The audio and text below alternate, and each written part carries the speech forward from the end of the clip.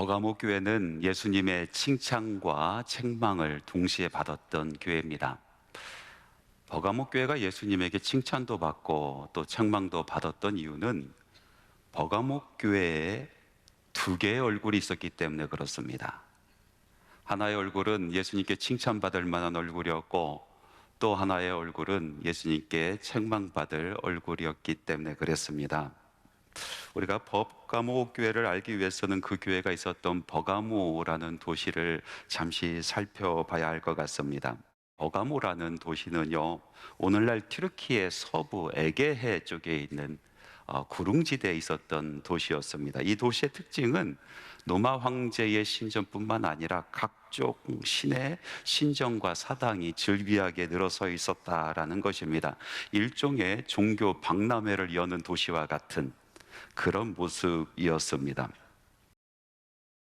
그곳에 있었던 신전들 기록들을 보니까 이런 신전이 있었습니다. 노마 황제의 신전, 뱀의 신, 클레피우스 신전, 제우스 신전, 술의 신, 디오니스요스 신전, 이런 신전들이 즐비하게 늘어서 있었습니다. 정치, 경제, 문화가 이 신전들과 아주 밀접하게 연관이 되어 있었기 때문에 이 버가모에 살고 있는 모든 사람들은 여러 각종 신을 의무적으로 섬겨야 했습니다.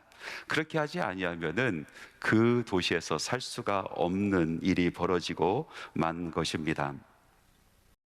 또 우리가 주의해서 봐야 될 것은 이곳에서 섬기고 있는 신들 중에서 술의 신이 있었고 또 뱀의 신이 있었다라는 것을 보았을 때에 그 사람들의 성의 생활들이 얼마나 난잡하고 문란했었던지 그것을 우리가 짐작해 알 수가 있게 되는 것입니다. 그래서 오늘 말씀에 보니까 예수님께서 이 버가모라는 도시를 뭐라고 표현하냐면 사탄의 권자가 있는 곳이다 라고 말씀하고 있는 것입니다.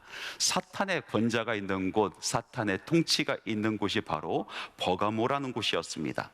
이 사탄의 권자가 있는 도시 한복판에 주님께서 세우신 교회가 있었습니다. 그러니까 얼마나 영적인 전투가 그 교회 안에 치열하게 벌어지고 있었을까요?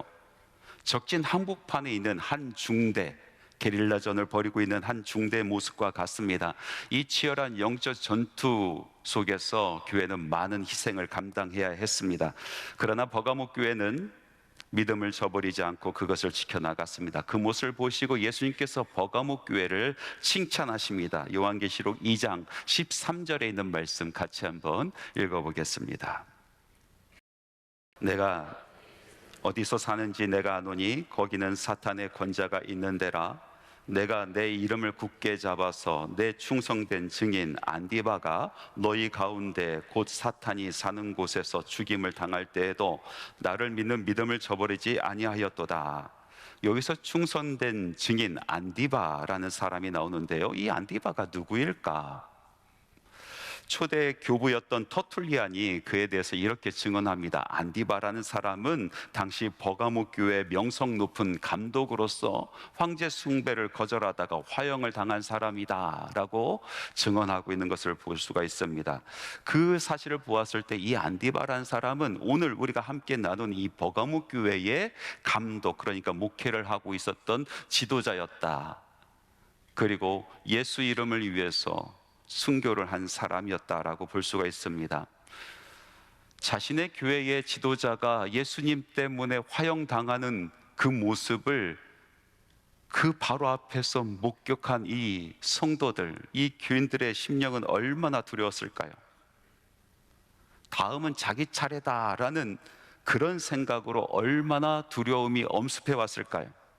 그러나 버가모 교회는 그 상황 속에서도 예수 그리스도를 저버리지 아니하고 믿음을 부여잡았습니다.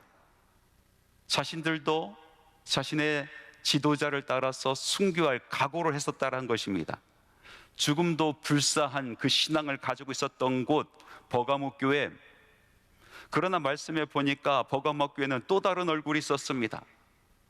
죽음을 불사하는 신앙인들 뿐만 아니라 세상과 적당히 타협해서 많은 풍요를 누리고 다른 신들까지 섬기는 사람들이 그 안에 끼어 있었다라는 것입니다. 예수님의 책망은 바로 그것이었습니다.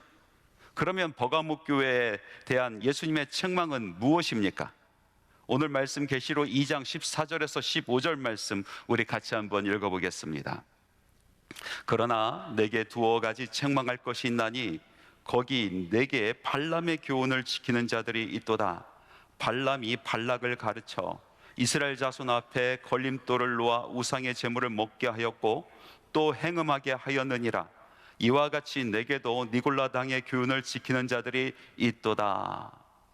그들을 예수님께서는 발람의 교훈을 지키는 자, 니골라 당의 교훈을 지키는 자라고 말씀하고 있습니다. 여기서 보니까 발람의 교훈을 지키는 자와 또 니골라 당의 교훈을 지키는 자 두 부류가 나오는 것을 볼 수가 있습니다. 다른 부류의 사람들입니까? 그렇지 않습니다. 한 통속 같은 부류의 사람입니다.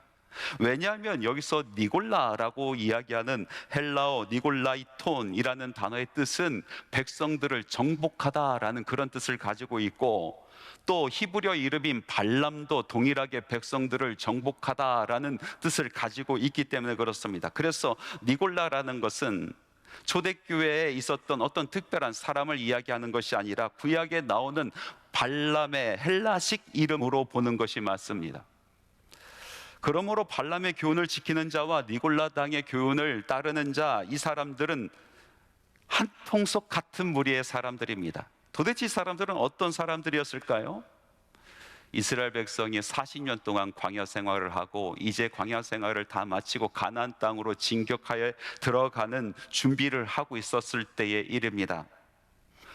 모압 왕 발락이라는 사람이 이제 이스라엘 군대와 전투를 벌이게 되는데 도무지 이길 수가 없겠거든요. 전력도 전력이지만은 무엇보다도 이스라엘에게는 하나님이 계시기 때문에 그랬습니다. 그래서 이 발락이라는 사람이 생각하기를 이번 전투에서만 하나님을 잠깐 빌려 쓸 수 있을까라는 생각을 했습니다.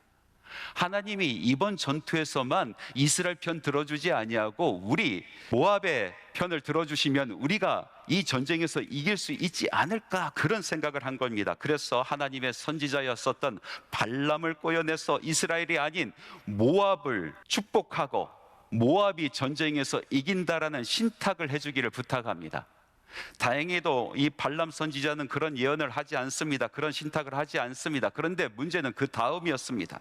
발람이 모압 왕 발락이 제안한 돈에 눈이 어두워서 그만 이스라엘 백성들을, 특별히 남자들을 꼬셔내서 모압 여인들과 행음하도록 하였습니다. 하나님의 사람 선지자가 그거 해도 괜찮다라고 말하니까 이스라엘 남정네들은 아무 생각 없이 모압 여인들과 집단 행음을 합니다. 그런데 이것은 단순히 육체적인 집단 행음이 아니라 그들의 우상들과 엉겨붙은 영적인 행음이었던 것입니다. 일로 인해서 그곳에 연병이 돌아서 수도 없이 많은 이스라엘 백성이 죽임을 당했습니다. 버가모 교회에 발람의 교훈을 쫓는 사람들이 있었습니다. 그러니까 예수를 믿으면서도 돈에 어두워서 그 땅에 있는 우상들과 함께 행음하는 사람들이 있었다는 것입니다. 아마 현실이 이러하니까 어쩔 수 없다, 먹고 살려면 일해야 한다, 내가 술의 신과 뱀의 신과 엉겨붙어 살아도 예수 이름 버리지 아니하면 된다 하는 나름대로 이유가 있었을 것입니다. 그러나 정말 그렇습니까? 세상에서 우상들과 함께 더불어 살면서 그곳에서 자기 누릴 것 다 누리면서 예수 이름 붙들고 살면 그것이 진짜 믿음을 지키는 것입니까? 세상에서 즐길 것 다 즐기면서 육신의 정욕과 안목의 정욕과 이상의 자랑을 위해서 살아가면서도 예수 이름 하나 붙들고 살아가면 믿음을 지키는 것이 맞는 것입니까? 그렇지 않습니다. 예수님께서 그 모습을 보시고 책망하십니다. 그러므로 회개하라. 그러하지 아니하면 내가 내게 속히 가서 내 입에 검으로 그들과 싸우리라. 예수님께서 심판하시겠다라고 말씀하고 계시는 것입니다. 제가 잘 아는 목사님 한 분 계십니다. 그분은 전도를 자기 일평생 사명으로 알고 있는 그런 목사님이셨습니다. 어느 날 일과를 마치고 집으로 돌아가는 길에 점집이 눈에 딱 들어오더랍니다.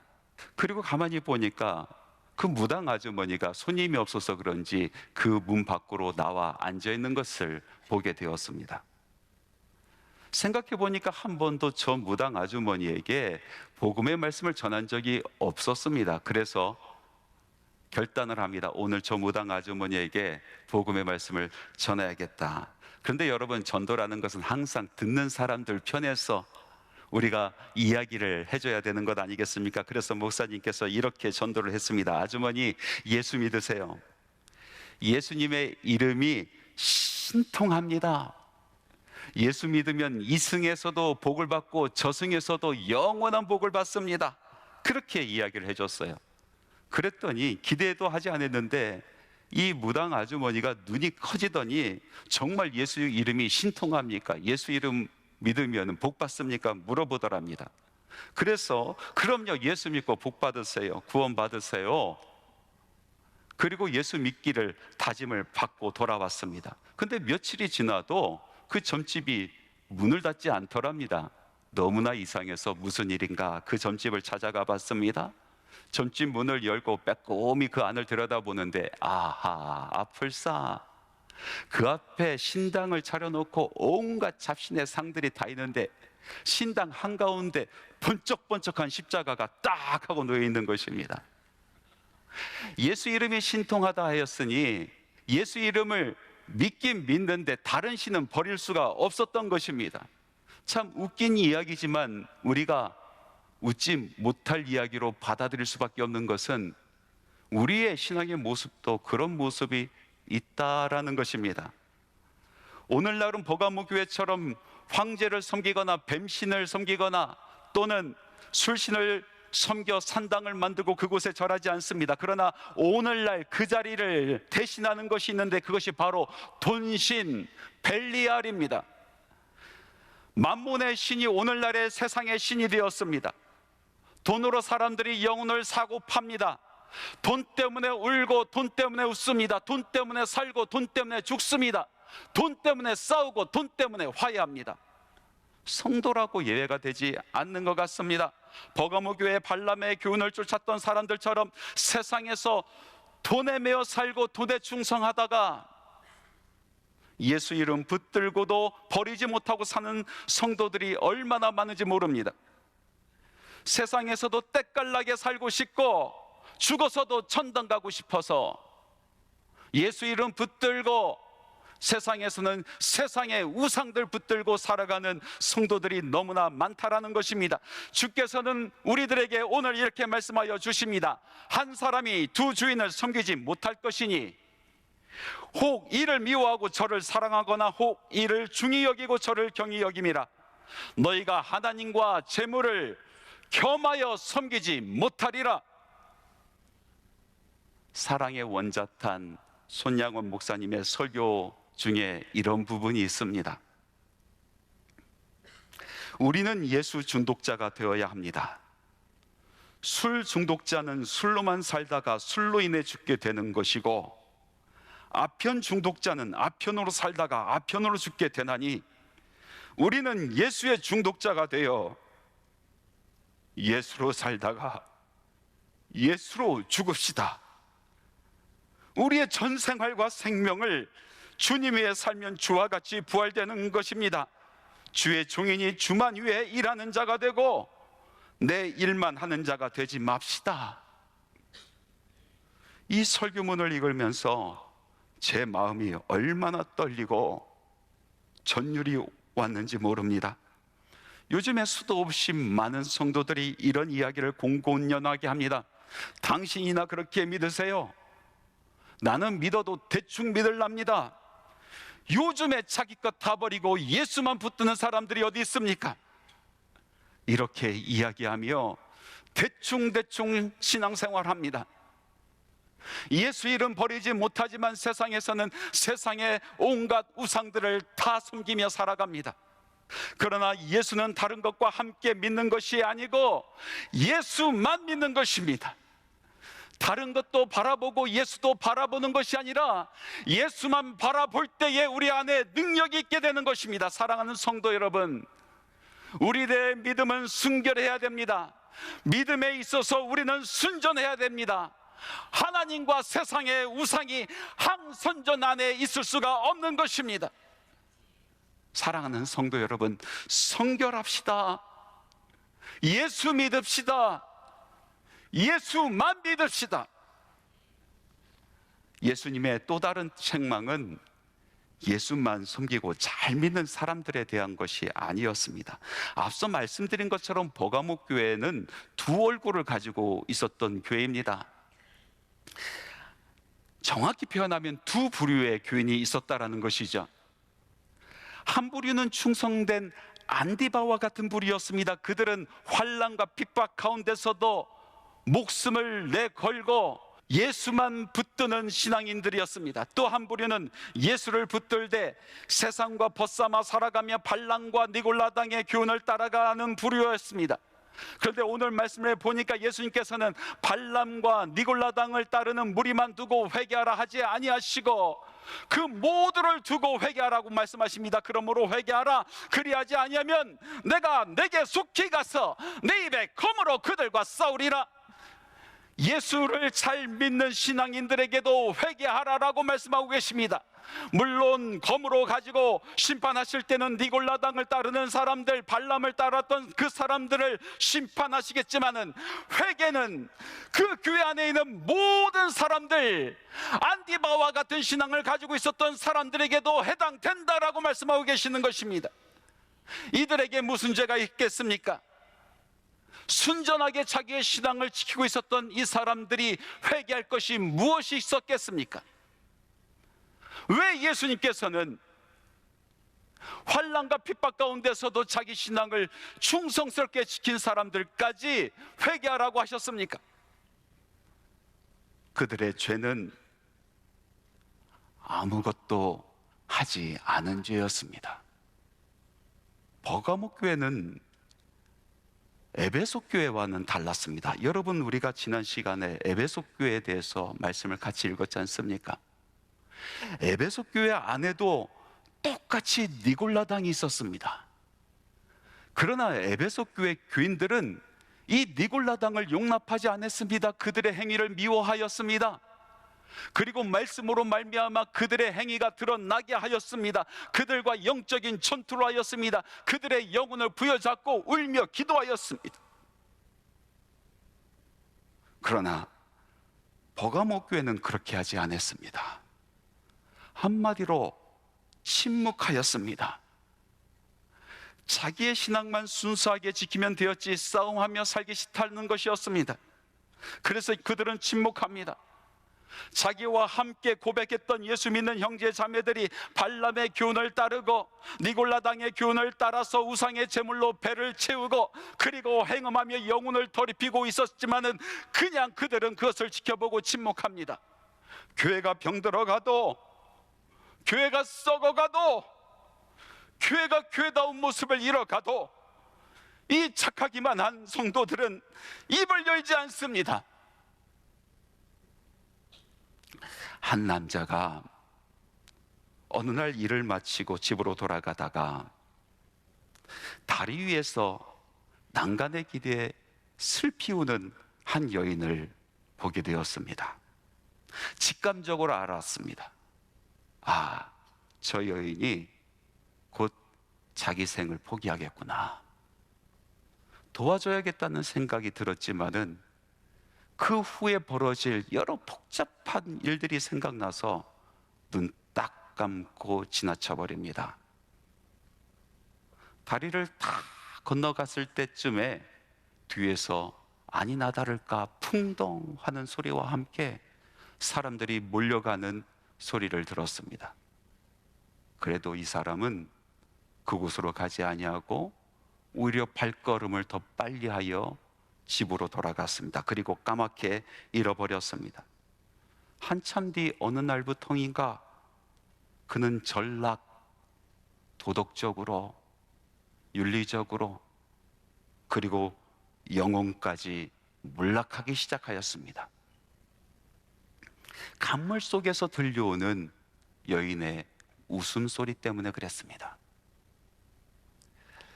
이 이야기는 알베르 까미라는 사람이 쓴 전락이라는 소설의 일부분입니다. 총망받았었던 성공한 변호사였었던 그 남자, 법적으로 자살을 기도하는 그 여인에 대한 책임이 하나도 없었습니다. 그러나 그의 양심이 그를 구하라라고 말을 하였는데 그는 귀를 닫아 버렸습니다. 아무 일도 하지 않았습니다. 이것이 그가 전락하게 된 이유였습니다. 아무것도 하지 아니한 것, 마땅히 해야 될 것을 하지 아니한 것, 이것으로 인하여 그의 인생은 점점 전락하고 마는 것입니다. 마태복음 25장에 보면은 달란트 비유가 나오지 않습니까? 5달란트 받은 종과 2달란트 받은 종은 그 받은 달란트를 가지고 열심히 일을 해서 이익을 남겨서 주인에게 다시 돌려주었습니다. 그런데 1달란트 받은 종은 그것을 땅속에 묻어두고 아무 일도 하지 않았습니다. 주인이 돌아왔을 때 주인이 주었던 그 1달란트를 고스란히 돌려주었습니다. 주인은 그를 보고 악하고 게으른 종이라고 책망하면서 성박 어둠에 내어 쫓았습니다. 그는 주인의 돈을 횡령하지도 않았습니다. 주인의 돈을 가지고 낭비하지도 않았습니다. 그가 한 것은 오로지 하나였습니다. 아무것도 하지 않은 것. 아무것도 하지 않았기 때문에 그는 주인에게 버림을 받았습니다. 아무것도 하지 아니하는 그 죄가 돌이킬 수 없는 죄였던 것입니다.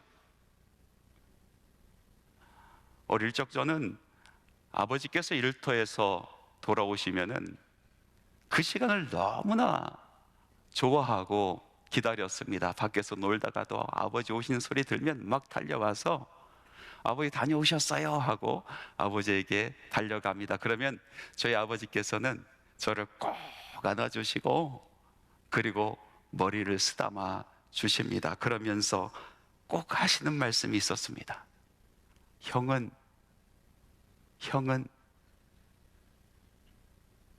자기에게 달려오는 그 아들이 너무나 사랑스럽지만은 아버지 마음속에는 다른 아들도 마음에 걸리는 겁니다. 혹시나 다른 아들이 잘못되진 않았을까? 이 아들들이 곁길로 가지 않았을까? 어디서 힘든 일 겪고 있지 않을까? 소망 없이 살아가고 있지 않을까? 그것이 아버지 마음이잖아요. 우리 하나님 아버지도 같은 마음 아니겠습니까? 우리 하나님 아버지도 아버지 좋아서, 하나님 좋아서 주의 전으로 달려 나온 여러분들을 안아주시고 여러분들의 기도를 들어주시고 예배를 받으시고 위로해 주시고 토닥여 주시고 하면서 마음 한편으로는 오늘 그 아이는 왜 오지 않았을까? 집 나가서 오랫동안 보이지 아니하는 그 아들이 생각나시는 것입니다. 나의 사랑하는 딸은 지금 어디 있을까? 곁길로 빠진 딸이 보고 싶으신 것입니다. 그래서 기다리는 마음이 아버지의 마음인 것입니다. 교회 아픔을 보고도 성도들의 탈선을 보고도 아무것도 하지 아니하는 사람들이 있습니다. 나름대로 이유가 있지 않습니까? 오늘 같은 세상 속에서 내 신앙 하나 부여잡고 살아가는 것도 힘든데 내가 어떻게 다른 사람들을 돌볼 수 있겠는가? 그래서 옆에 있는 믿음의 동료가 쓰러져 가도 거들떠보지 않습니다. 예수님께서 책망하십니다. 오늘 예수님께서 버가모 교인들에게 말씀하십니다. 홀로 믿음 지키면서 하나님 섬기면서 하나님께 예배하고 서 있는 예배자들에게 다시 물어보십니다. 하나님께서 나를 사랑하신 만큼 사랑하시는 나의 형제 자매들에 대한 우리들의 책임을 물어보십니다. 내 형제가 어디 있느냐? 내 자매가 어디 있느냐? 너와 함께 눈물 흘리며 나에게 고백하던 나의 아들이 지금 무엇을 하고 있느냐? 너는 그들이 저렇게 될 때까지 무엇을 하였느냐? 내 핏값으로 산 나의 자녀들이 그릇된 길로 갈 때 너희들은 무엇을 하였느냐? 그러므로 회개하라. 회개하라. 아무것도 하지 아니하는 그 길에서 돌이키라. 사랑하는 성도 여러분, 오늘 버가목 교회를 통하여 우리 자신을 돌아보기를 소원합니다. 두 얼굴의 교회였습니다. 환난 속에서도 핍박 가운데서도 예수 그리스도의 이름을 충성스럽게 지켜나가는 그런 교인이 있었지만은 그 안에는 또 다른 부류의 사람들이 있었습니다. 예수의 이름은 버리지 않았지만 세상을 벗삼아 우상을 벗삼아 그 영혼까지 병든 사람들이 있었습니다. 그러나 예수님께서는 책망하실 때에 회개하라고 말씀하실 때에 그 타락한 사람들에게만 말씀하신 것이 아니라 충성스럽게 믿음을 지키고 있었던 그 사람들에게도 동일하게 회개하라라고 말씀하고 계십니다. 그리고 회개하는 버가목 교회를 꿈꾸시며 소망의 약속을 해주십니다. 천국의 풍요로움을 이야기하는 감추었던 만나를 주시겠다 하십니다. 우리 성도들의 영원한 승리를 이야기하는 새 이름이 새겨진 흰돌을 주시겠다라고 약속하셨습니다. 사랑하는 성도 여러분, 영원한 풍요로움과 영원한 승리를 거머쥐는 저와 여러분이 되기를 소원합니다.